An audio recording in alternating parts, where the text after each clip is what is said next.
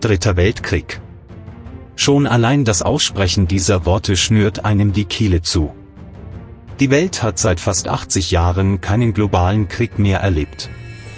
In dieser Zeit gibt es jedoch eine Frage, die alle beschäftigt: Wird es einen neuen Krieg geben, der alle in seinen Bann zieht?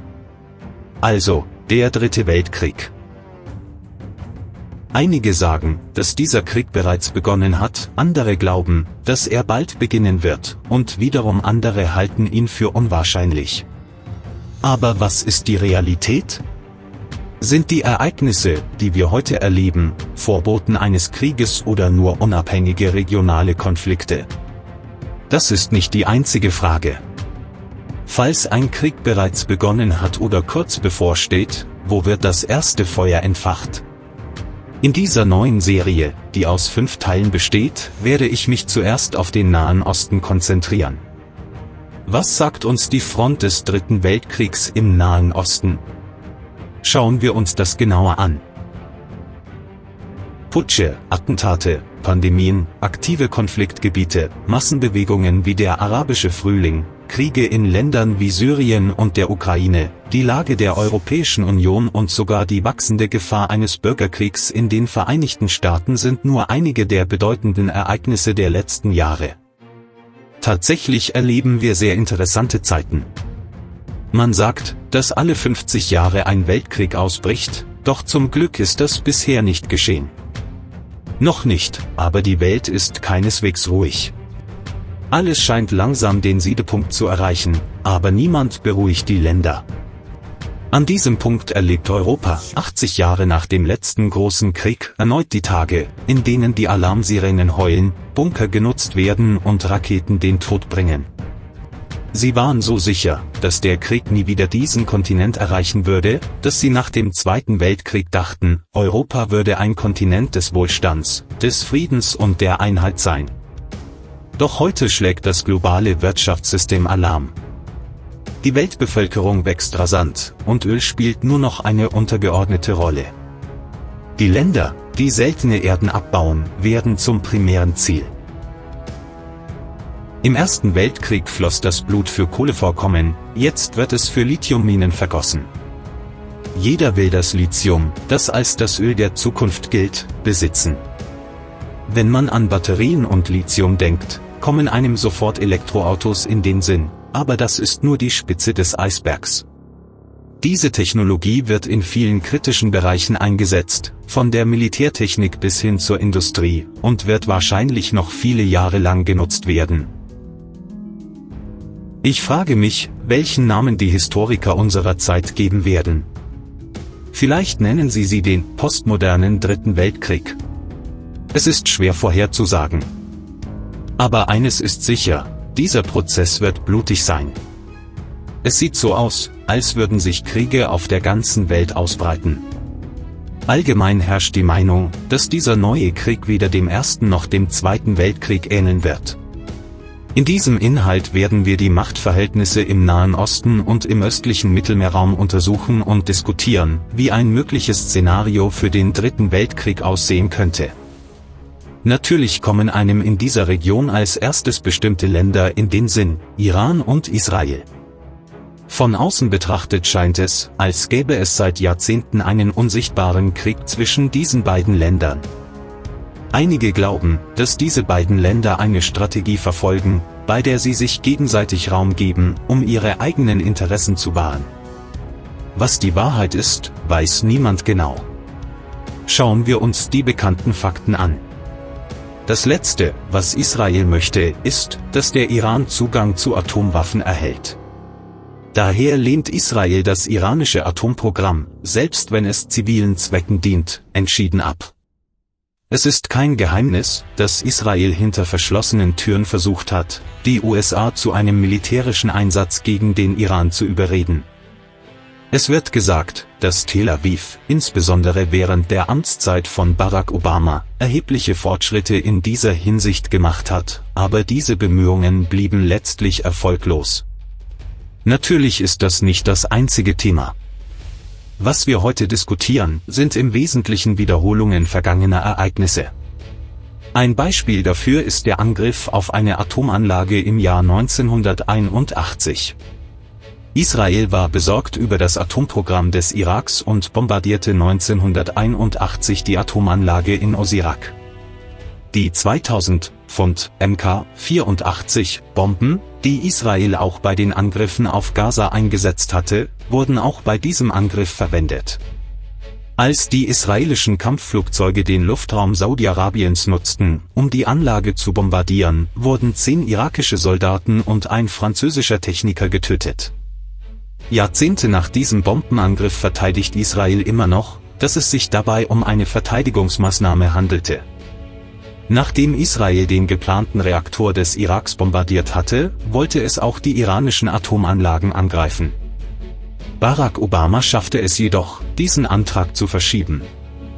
Während seiner Präsidentschaft konnte Israel die groß angelegte Operation gegen den Iran nicht durchführen.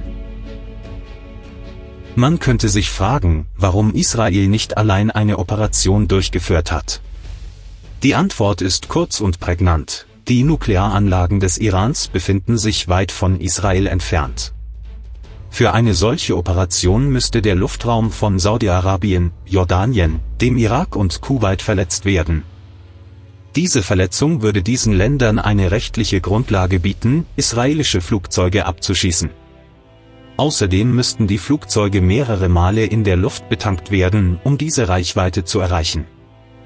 Wenn die Tankflugzeuge abgeschossen würden, wären alle anderen Einheiten in der Luft in Gefahr, da sie gezwungen wären, auf dem nächstgelegenen Flughafen zu landen. Dies würde die Sicherheit der Flugzeuge und der Besatzung erheblich gefährden. Daher wird eine solche Operation als äußerst riskant für Israel angesehen. Diese Realitäten könnten der Grund sein, warum Israel den Iran nicht bombardiert hat. Da keine endgültige Lösung erreicht werden konnte, dauert der Schattenkrieg zwischen den beiden Ländern seit Jahren an. Wir dürfen die aktuelle Lage im Irak und in Syrien nicht außer Acht lassen. Beide Länder haben Besatzungen, Bürgerkriege und das anschließende Vakuum einer zentralen Regierung erlebt. Wenn sich ein solches Vakuum bildet, wird es zwangsläufig von jemandem gefüllt.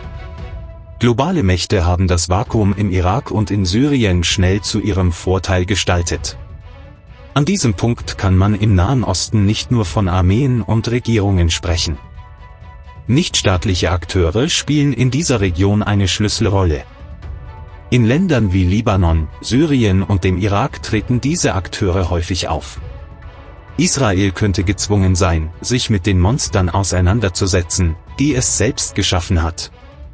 Der Iran hat diese Machtvakuums genutzt, um in den Irak und Syrien zahlreiche Stellvertreterkräfte zu platzieren.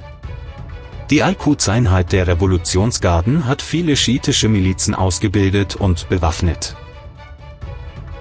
Während des syrischen Bürgerkriegs wurden Waffen über Syrien an die Hisbollah im Libanon weitergeleitet.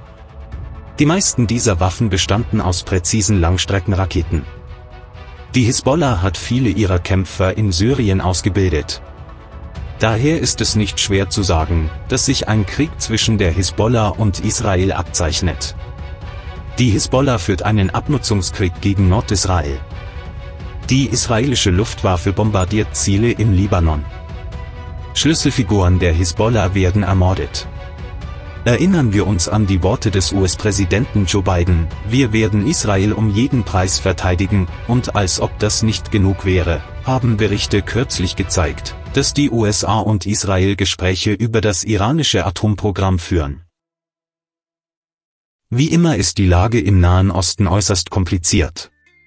Ohne diejenigen zu vergessen, die diese Verwirrung stiften, wollen wir uns das Kräftegleichgewicht in dieser Region genauer ansehen. Beginnen wir mit Israel.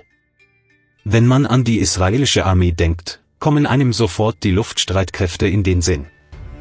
Seit vielen Jahren wird der Generalstabschef aus den Reihen der Luftstreitkräfte gewählt. Im Inventar befinden sich 86 F-15 Jets, von denen 24 speziell für Israel hergestellt wurden. Diese Flugzeuge gehören zu den fortschrittlichsten Angriffsflugzeugen. Die israelischen Luftstreitkräfte verfügen über 224 F-16 Kampfflugzeuge. 102 dieser Jets sind das Modell Sufa, das für Israel entwickelt wurde und über hochmoderne Avionik verfügt. Israel hat außerdem 39 F-35 Jets gekauft und 36 neue F-35 Jets bestellt. Für den Fall eines Krieges verfügt Israel über 30 M-346 Lavi-Schulungsflugzeuge, die mit leichten Waffen ausgerüstet werden können. All diese Zahlen zusammengenommen, verfügt Israel über insgesamt 379 Kampfflugzeuge. Die israelischen Luftstreitkräfte haben die Fähigkeit, mit 14 Tankflugzeugen Langstreckenoperationen durchzuführen. Neben dieser Haupteinheit dürfen wir auch die verschiedenen Luftkomponenten mit ihren elektronischen Kriegsführungskapazitäten nicht vergessen. Werfen wir nun einen Blick auf die Luftstreitkräfte der anderen Länder im Nahen Osten. Den Berichten zufolge verfügt der Libanon über 9 Turboprop-Flugzeuge. Ob diese Flugzeuge funktionsfähig sind, ist jedoch unbekannt. 6 dieser Flugzeuge sind vom Typ A-29 Tucano, die nur leichte Waffensysteme tragen können. Ein weiteres Nachbarland Israels, Syrien, ist ebenfalls in einer schlechten Verfassung. Durch den Bürgerkrieg sind die Waffenarsenale erschöpft, die militärischen Fahrzeuge und Systeme sind abgenutzt und wurden nicht erneuert. Diese Situation gilt auch für die Luftstreitkräfte. Wie viele aktive Kampfflugzeuge die syrischen Luftstreitkräfte besitzen, ist unklar. Wir haben jedoch während des Bürgerkriegs gesehen, dass sie mehrmals MiG-29 Kampfflugzeuge eingesetzt haben. Daher wird angenommen, dass diese Jets bereitgehalten werden, um Damaskus zu schützen. Berichten zufolge verfügen sie über 29 MiG-29. Auch wenn alle diese Jets funktionsfähig wären, stellen sie für Israel keine ernsthafte Bedrohung dar. Unser nächstes Ziel ist Jordanien. Dieses Land, östlich des Jordan gelegen, hat sich seit langem dem Westen zugewandt. Die Luftstreitkräfte verfügen über 59 F-16 Jets, die sie seit vielen Jahren im Einsatz haben. Kürzlich bestellten sie 12 Jets des neuesten Modells F-16 Block 70. Ihre Ressourcen sind recht begrenzt, aber man darf den Einfluss Großbritanniens hier nicht außer Acht lassen. Unser nächstes Ziel ist der Irak. Nachdem das Land von den Koalitionstruppen besetzt wurde, wurde seine Ausrüstung, vor allem durch die USA, vollständig erneuert. Die irakischen Luftstreitkräfte erhielten kürzlich 32 F-16 Kampfflugzeuge. Es sollte jedoch angemerkt werden, dass diese Jets nicht als besonders fähig gelten. Darüber hinaus verfügen sie über 19 Su-25 Flugzeuge. Sie haben auch 10 L-159 Trainingsflugzeuge aus der Tschechischen Republik gekauft.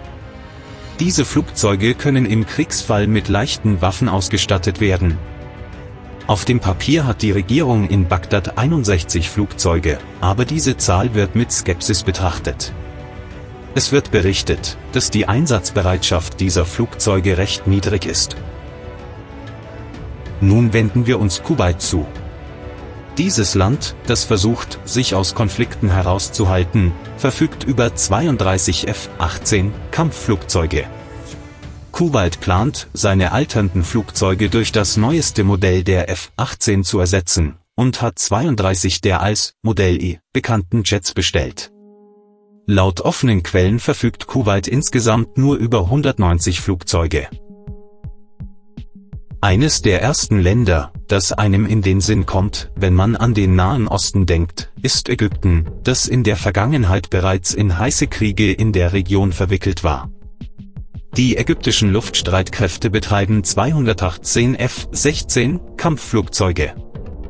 Diese Zahl wird durch 24 Rafale-Jets ergänzt, die aus Frankreich erworben wurden. Ägypten ist zudem Nutzer älterer Mirage-Flugzeuge und verfügt über etwa 100 Mirage-Jets, die noch aktiv im Einsatz sind. Darüber hinaus befinden sich 40 Alpha-Jets, die in einer französisch-deutschen Kooperation entwickelt wurden, im ägyptischen Arsenal. Man darf nicht vergessen, dass Ägypten auch 43 MiG-29 Kampfflugzeuge aus Russland erworben hat. Insgesamt verfügt Kairo über 382 Kampfflugzeuge. Zwar ist Ägypten zahlenmäßig mit Israel vergleichbar, jedoch verfügt es nicht über F-35 Kampfflugzeuge. Außerdem sind 81 Flugzeuge der Mirage-Serie ältere Mirage-V-Modelle. Es ist erwähnenswert, dass die F-35 einen erheblichen Machtmultiplikator darstellt. Während des Sechstagekriegs war die israelische Luftwaffe zahlenmäßig unterlegen. Israel startete jedoch einen Überraschungsangriff auf die Luftwaffenstützpunkte seiner arabischen Nachbarn und zerstörte die Flugzeuge, bevor sie abheben konnten. Mit den F-35 Jets, die sie nun besitzen, könnten sie einen solchen Angriff erneut durchführen, da diese Flugzeuge über eine Technologie verfügen, die den Überraschungseffekt verstärkt. Ein kleiner Exkurs: Hätte die türkische Luftwaffe die F-35 Jets erhalten können, an deren Produktion sie beteiligt war, wäre Israel nicht die einzige Macht im Nahen Osten, die über diese Jets verfügt. Die Türkei besitzt mehr als 240 F-16 Jets und fliegt immer noch F-4 Jets.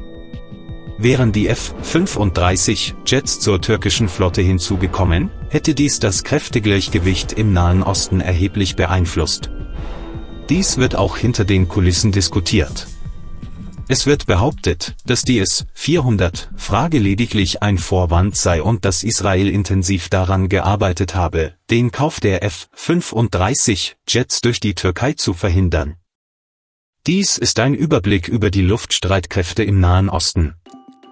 Angesichts der großen Überlegenheit der israelischen Luftwaffe ist es nicht einfach, gegen sie in den Krieg zu ziehen. Die Länder der Region sind sich dessen bewusst.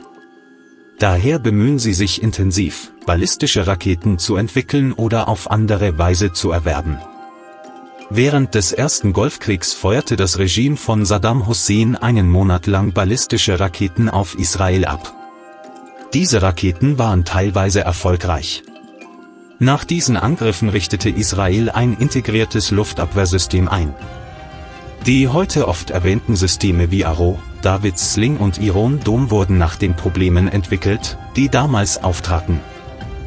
Derzeit verfügen der Iran und seine verbündeten Kräfte über ein großes Arsenal an ballistischen Raketen, Kamikaze-Drohnen, Marschflugkörpern und Raketen. Damit diese Systeme effektiv eingesetzt werden können, muss die Verteidigung des Gegners überlastet werden. Der iranische Angriff auf Israel im April 2021 lieferte wichtige Hinweise in dieser Hinsicht. Auch wenn es widersprüchliche Berichte darüber gibt, wie viele ballistische Raketen in dieser Nacht abgefeuert wurden und wie viele ihr Ziel erreichten, ist bekannt, dass einige ballistische Raketen israelische Luftwaffenstützpunkte trafen. Trotz aller Bemühungen Israels und seiner westlichen Unterstützer war der Schaden, den Israel erlitt, von großer Bedeutung. Diese Information zeigt uns etwas Wichtiges: Wenn eine koordinierte Anzahl von Drohnen, Kamikaze-Drohnen und ballistischen Raketen abgefeuert wird, können israelische Einrichtungen auf eigenem Territorium getroffen werden. Um ein solches Szenario zu verwirklichen, müsste es zu einem direkten Krieg zwischen Israel und dem Iran kommen. Ob der Krieg so weit eskaliert, dass beide Länder ballistische Raketen aufeinander abfeuern, bleibt abzuwarten. Es ist bekannt, dass Israel über die weitreichenden Jericho-Raketen verfügt. Aber wenn Israel involviert ist, darf man die Vereinigten Staaten nicht vergessen. Die USA haben viele Luftwaffenstützpunkte im Nahen Osten. Einige dieser Stützpunkte werden für logistische Zwecke genutzt, andere beherbergen Kampfjets und Bomber. Im Falle eines potenziellen Krieges könnten die Länder, die diese Basen beherbergen, keine Erlaubnis erteilen. Ob dies der Fall sein wird, bleibt abzuwarten. Selbst wenn die USA ihre Stützpunkte in diesen Ländern nicht nutzen, könnten sie im Bedarfsfall Truppen mit Flugzeugträgern in die Region entsenden.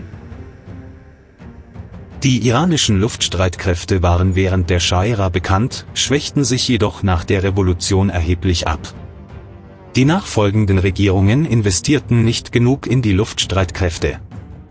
Piloten, die in den USA ausgebildet wurden, wurden als Spione betrachtet. In dieser Zeit wurden ballistische Raketen wichtiger als Flugzeuge. Heute versucht die iranische Luftwaffe immer noch, zwischen 20 und 40 F-14 Kampfflugzeuge zu fliegen. Ein weiteres Flugzeug, das den iranischen Luftraum schützt, ist die MiG-29. Etwa 30 dieser Flugzeuge befinden sich im Inventar. Es ist bekannt, dass diese Flugzeuge lange nicht gewartet wurden, aber die jüngste Annäherung zwischen dem Iran und Russland hat wahrscheinlich dazu geführt, dass Ersatzteile bereitgestellt wurden. Die Hauptangriffsflugzeuge des Iran sind F-4 Phantom-Modelle, von denen etwa 60 weiterhin im Einsatz sind. Kürzlich modernisierte der Iran diese Flugzeuge mit Hilfe Chinas, indem er ihre Radare und Waffensysteme aufrüstete. Mit diesen Upgrades können die Flugzeuge jetzt Langstrecken-Antischiffsraketen vom Typ C-802, die in China hergestellt werden, abfeuern. Mit so wenigen Flugzeugen ist es unmöglich, ein so großes Gebiet zu verteidigen. Es scheint, dass der Iran in diesem Punkt auf Luftabwehrsysteme setzt. Ein kleiner, aber bedeutender Punkt: Während der Schah-Ära kaufte der Iran viele F-14 Kampfflugzeuge aus den USA. Heute werden diese Flugzeuge nur noch vom Iran eingesetzt.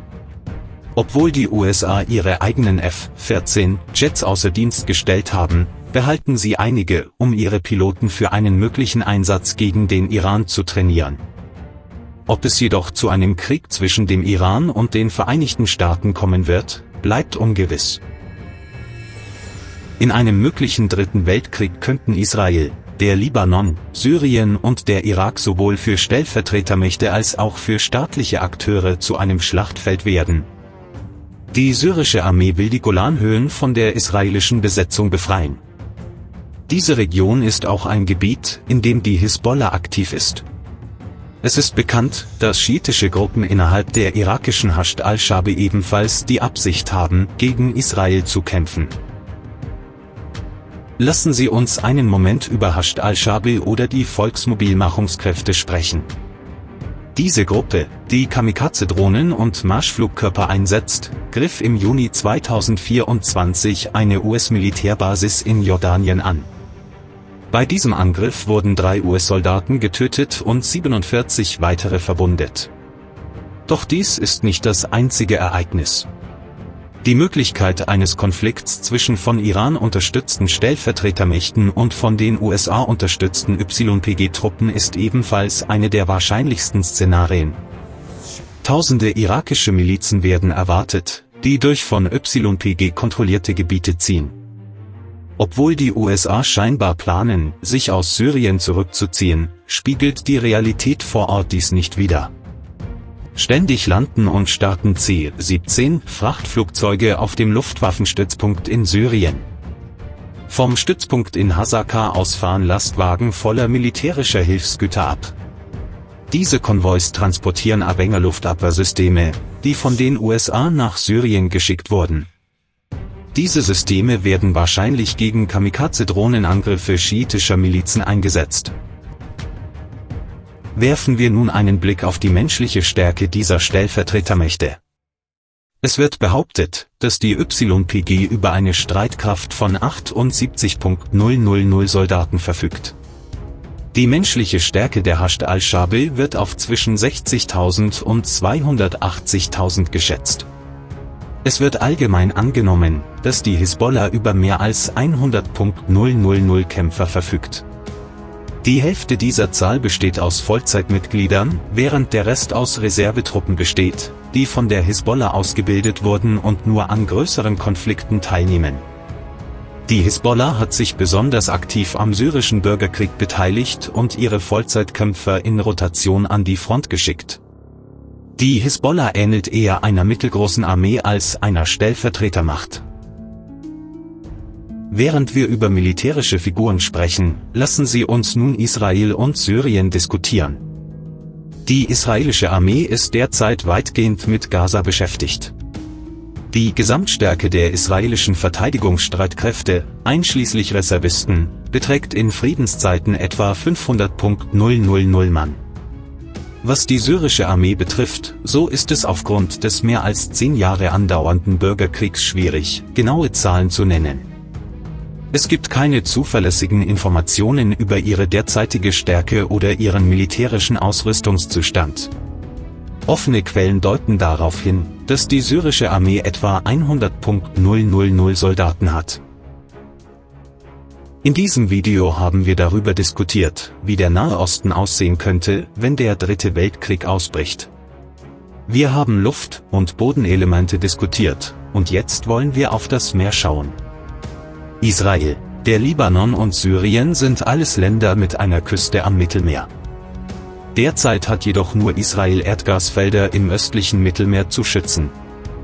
Die Leviathan- und Tamar-Gasfelder befinden sich im Levante-Becken. Diese Plattformen befinden sich nördlich von Israel. Die Hisbollah behauptet, dass auch der Libanon einen Anteil an diesen Feldern hat. Die Tamar-Ölplattform liegt 80 Kilometer vor der Küste von Haifa und 90 Kilometer von der libanesischen Küste entfernt. Die Hisbollah zögert nicht, in ihren Videos Leviathan- und Tamar-Plattformen ins Visier zu nehmen. Die Hisbollah verfügt über iranische Seezielraketen, ballistische Raketen und Kamikaze-Drohnen. Diese Waffen sind in der Lage, Israels Öl- und Gasplattformen zu bedrohen. Natürlich lässt Israel diese kritischen Vermögenswerte nicht ungeschützt. Im Arsenal der israelischen Marine befinden sich 4 Korvetten der SA-A-6-Klasse. Jedes dieser Schiffe ist mit dem C-Dome-System, der Seeverteidigungsversion des Iron Dome, ausgestattet und verfügt über eine Abschusskapazität für 40 Raketen. Darüber hinaus tragen sie 32 Barak-8 Langstrecken-Luftabwehrraketen. Es gibt jedoch ein Problem: Diese Schiffe ins Meer zu schicken, um die Plattformen zu schützen, könnte sie zu Zielen machen. Während des Zweiten Libanonkriegs traf die Hisbollah mit einer von Land gestarteten Seezielrakete eine israelische Korvette der SA-A-5-Klasse. Dieser Angriff wurde mit chinesischen Raketen durchgeführt, die unter iranischer Lizenz hergestellt wurden. Es gibt Berichte, dass die Hisbollah über Syrien P-800 Yakond-Raketen erworben hat, aber dies wurde noch nicht bestätigt. Die Yakond-Rakete erreicht die doppelte Schallgeschwindigkeit und lässt modernen Systemen nur wenig Zeit zum Eingreifen. Obwohl die Existenz der Yakond-Raketen ungewiss ist, wissen wir, dass die Hisbollah über chinesische C-802-Raketen, iranische Nachbauten, verfügt. Diese Waffen behindern die Fähigkeit der israelischen Marine, eine wirksame Seeblockade gegen den Libanon zu errichten. Im Kriegsfall scheint es offensichtlich, dass die israelischen Schiffe nicht in der Lage sein werden, eine wirksame Seeblockade gegen den Libanon zu errichten. Die israelische Marine besteht aus 7 Korvetten und 8 Raketenbooten. Neben den Oberflächenplattformen verfügen sie über 5 hochentwickelte, in Deutschland gebaute U-Boote. U-Boote, die als die stillen Killer der Meere bekannt sind, stellen zwar eine Bedrohung für jede Marine dar, aber für die Hisbollah sind sie keine größere Gefahr. Als sich der Krieg dem ersten Jahr nähert, setzt die Hisbollah ihre sporadischen Angriffe auf Nordisrael fort. Sie greifen Wohngebiete und Militärstützpunkte mit Kurzstreckenraketen an. Israel hingegen zerstört systematisch Aufklärungs-, Überwachungs- und Radargeräte. Dieser Krieg könnte bald die ganze Region in ein jahrelanges Feuer hineinziehen. Wie Sie sehen, war der Nahe Osten lange Zeit ein Zentrum von Kriegen, Attentaten, Sabotagen und Staatsstreichen. Ob der Dritte Weltkrieg begonnen hat, bald beginnt oder ob eine solche Gefahr am Horizont ist, bleibt ungewiss. Wenn jedoch irgendwo ein Funke überspringt, könnte dieser Funke im Nahen Osten viel weitreichendere Folgen haben. In dieser Serie habe ich versucht, so gut wie möglich zu erklären, was wir im Falle eines möglichen Krieges erwarten können. Bis zum nächsten Mal. Teilen Sie Ihre Gedanken in den Kommentaren.